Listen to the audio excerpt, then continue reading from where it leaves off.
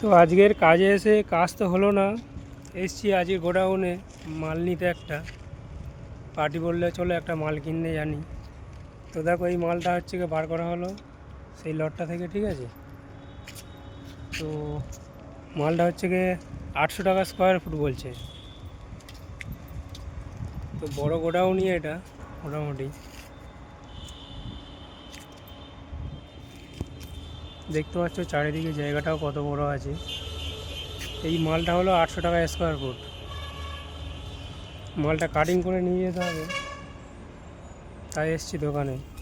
আর দেখছো আমাদের বন্ধু সবে এলো, এসে মাল দেখছে, ঠিক আছে। হ্যালো বন্ধুরা।